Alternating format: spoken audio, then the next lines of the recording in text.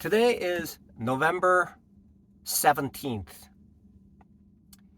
Last night at the office evolution, after washing dishes, I ate my dinner and I dozed off while listening to day trading talk. This morning, I made my trade on this exact cell phone, and when I felt comfortable afterwards, I took a shower and then I came in to Office Evolution to work. Because today, the kind people who owns this place is throwing a free lunch, Thanksgiving free lunch. I cannot miss that. So, as I was trading, there is a professional day trader whose name is Oliver. Apparently, he's been a day trader for I think like 30 or 40 years, and he's been a trainer for almost that much amount of time. And he has the faith.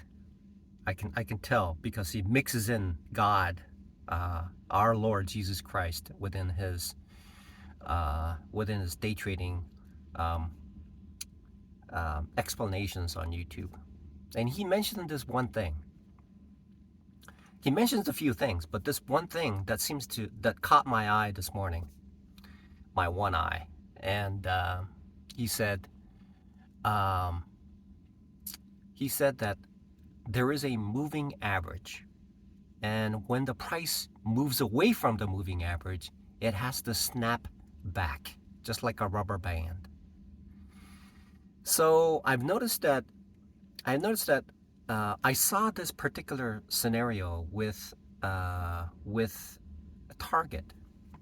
Target experienced a massive decline yesterday.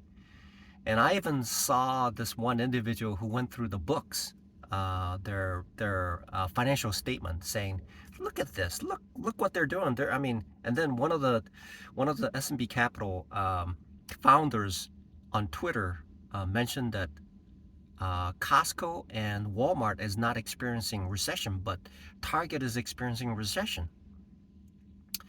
Now I read that this morning, but yesterday.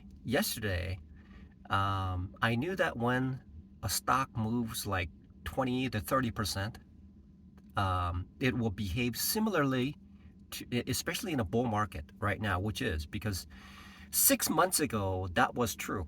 Recession. 6 months ago it occurred. Recession occurred 6 months ago.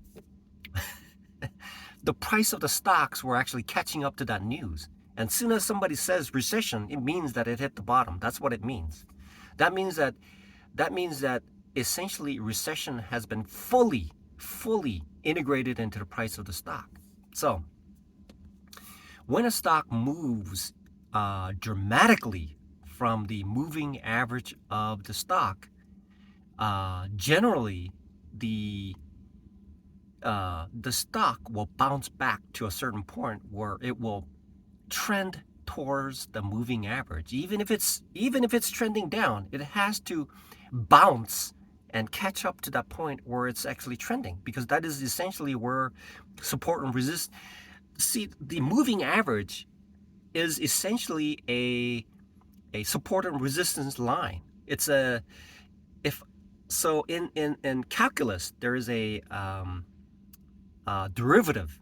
Okay, a derivative is a instantaneous slope. That's what a derivative is. It's an instantaneous slope.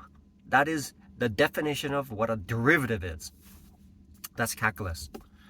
So I'm not, right. If the line is called, if y is equal to 3x plus y, then if I take the derivative, it's 3, right? That's the slope. Anyway, so what that means is that isn't it fascinating? Isn't it truly fascinating? What I learned in college is being integrated into day trading. Everything ties in. It's just mind-bogglingly fascinating. Schools teach me to to essentially become a day trader. I had no idea, and I was working as an engineer for 20 years. So the reality is, when the moving average is this way, right? Moving average is this way, and there's a snap drop, then it has a tendency to catch up to that point where it is. So if there's a huge drop, Target is a perfect example. It dropped like 20 to 30%. And then immediately it started bounce up that day after the market. So when I got in because statistically speaking, what Disney has shown me, I got in way too early on Disney, so I had to get out and I took a loss. But in this case, I waited towards the end of the day before I got in. And sure enough, today, even though I had like a $30 loss yesterday, and when it closed, it came back and then I was able to recoup. So the reality is rubber band. It's good for cars and it's good for day trading.